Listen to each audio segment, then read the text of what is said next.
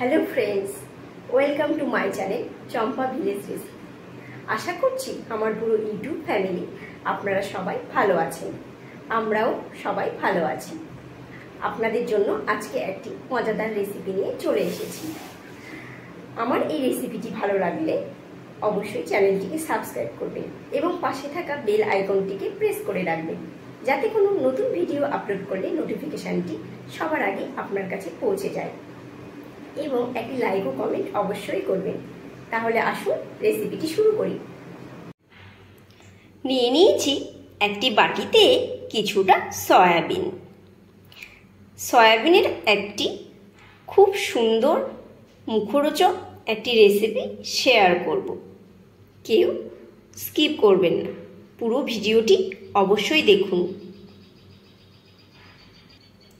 সয়াবিনের এই রেসিপিটি যে কেউ পছন্দ করবে, ভালোবেসে চেয়ে চেয়ে বারবার খাবে এবং আবদার করবে বানানোর জন্য প্রায় প্রায়।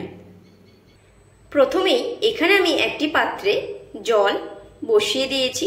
জলটা সবে ফুটতে শুরু করবে, এইরকম অবস্থায় আমি এই জলের মধ্যে এই এক বাটি সয়াবিন ঢেলে দেব।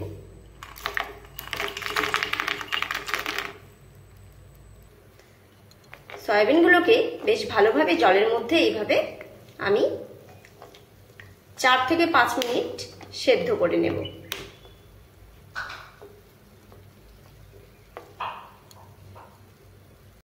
সয়াবিনগুলো বেশ ফুটতে শুরু করেছে, আমার হয়ে গেছে 3-4 মিনিট। এবার আমি এটিকে নামিয়ে নেব। সয়াবিনের এই রেসিপিটি বানানোর জন্য আমি নিয়ে নিয়েছি একটি ডিম ও একটি আলু, আর এখানে কিছুটা পেঁয়াজ কুচিয়ে নিয়েছি, একটু রসুন কুচিয়ে নিয়েছি, আর নিয়েছি লঙ্কা। লঙ্কাগুলোকেও আমি কুচিয়ে নিয়েছি। সয়াবিনগুলোকে আমি জল থেকে ছাড়িয়ে নিয়েছি। এইবার সয়াবিনগুলোকে আমি এইভাবে জলগুলোকে চেপে চেপে বাদ দেব। জলগুলোকে যতটা পারবো জলগুলোকে এইভাবে চেপে বাদ দেব। বাদ দিয়ে আমি এগুলোকে এই মিক্সিং জারে দিয়ে দিচ্ছি।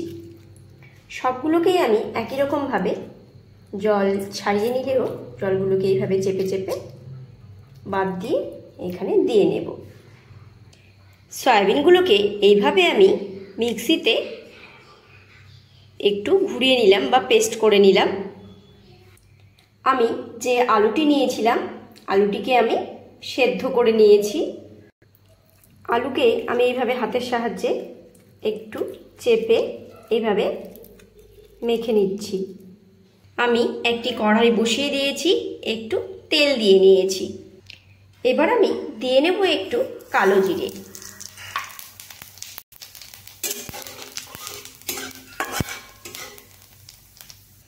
এইবার দিয়ে দিচ্ছি কাঁচা লঙ্কা।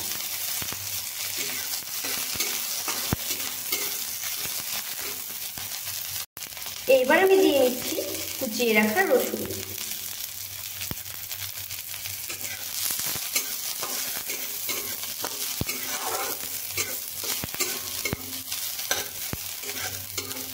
এইভাবে একটু নাড়তে থাকবো। এখানে দিয়ে নেব আরো একটু তেল। এইবার এখানে আমি দেব কুচিয়ে রাখা পেঁয়াজগুলোকে।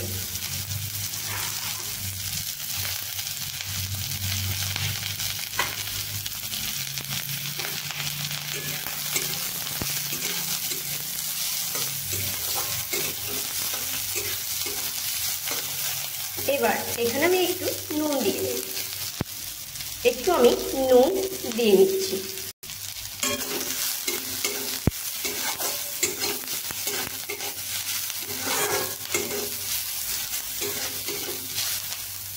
এইবার এখানে দিয়ে নিচ্ছি একটু হলুদ গুঁড়ো। এইবার দিয়ে নিচ্ছি একটু জিরে গুঁড়ো। একটু এইভাবে নেড়ে নিচ্ছি, মিশিয়ে নিচ্ছি। এইবার এখানে আমি পেস্ট করে রাখা সয়াবিনগুলোকে দিয়ে নিচ্ছি। সয়াবিন দেবার পরে এইভাবে ভালো করে আমি মিশিয়ে নিই। আমি এবার সেদ্ধ করে রাখা আলুগুলোকেও এখানে দিয়ে নেব। আলুগুলোকেও আমি এখানে দিয়ে নিচ্ছি। এবার সবগুলোকে বেশ ভালোভাবে সব কিছু একসঙ্গে এইভাবে আমি মিশিয়ে নেব।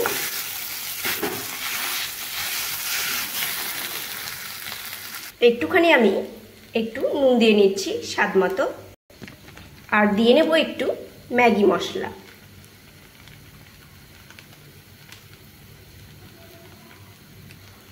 এবার সবগুলোকে একসঙ্গে ভালোভাবে আমি এইভাবে মিশিয়ে নেব। এটি আবার এইভাবে কষিয়ে নেওয়া হয়ে গেছে। আমি এই সয়াবিন আলু সব যে কষিয়ে নিয়েছিলাম, এবার আমি এগুলোকে এই মিশ্রণটিকে সয়াবিনের কাটলেটের শেপ দেব। যে যেরকম শেপ দিতে পারেন, আমি একটু লম্বা ওভাল মতো শেপ দিচ্ছি। আপনারা চাইলে কেউ গোল বা অন্যরকম শেপ দিতে পারেন। আমি এটি বেশ হাতের সাহায্যে এইভাবে এরকম করে নিচ্ছি। আমার এই কাটলেটগুলোকে আমি এইভাবে সবগুলোকে শেপ দিয়ে নিয়েছি। এইবার আমি একটি ডিম এখানে বাটিতে আমি এইভাবে ফাটিয়ে নিলাম। আমি একটু নুন দিয়ে নিচ্ছি। নুন আমি এইভাবে ভালোভাবে ডিমের সঙ্গে মিশিয়ে নিচ্ছি। এখানে আমি একটু বিস্কিটের গুঁড়ো নিয়ে নিয়েছি।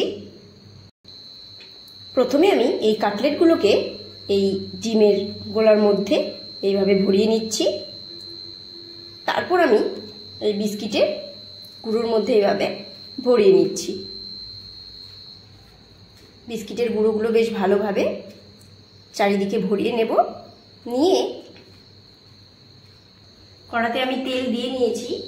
তেল আমার গরম হয়েও গেছে। এবার আমি এগুলোকে একটা একটা করে ছাড়ছি। এটা কিন্তু লো হিটেই করতে হবে। একই রকমভাবে আমি আরও একটি এইভাবে ডিমের গোলার মধ্যে ভরিয়ে নেব প্রথমে। তারপর আমি এই বিস্কিটের গুঁড়োগুলো এইভাবে ভরিয়ে নিচ্ছি। এবার আমি আরও একটি এখানে দিয়ে নিলাম। কাটলেটগুলোতে কিন্তু লো টু মিডিয়াম হিটেই করতে হবে। এবার আমি আস্তে করে উল্টে নেব। আমার এক পিঠ হয়ে এসেছে, বেশ লাল লাল হয়ে এসেছে। আমি দুটোকেই এইভাবে উল্টিয়ে নিলাম। বেশ লাল লাল হয়েছে এক পিঠ।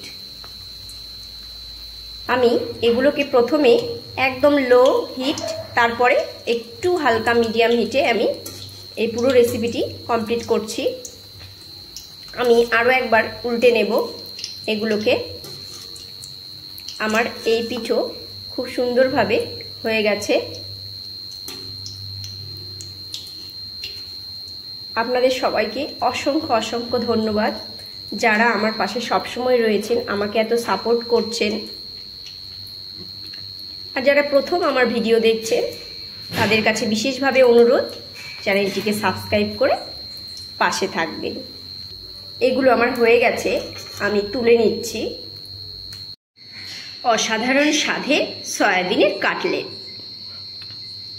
বিকেলে স্ন্যাক্স হিসেবে এরকম সয়াবিনের কাটলেট থাকলে পুরো জমে যাবে।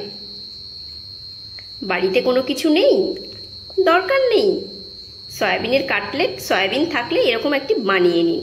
দুর্দান্ত স্ন্যাক্স।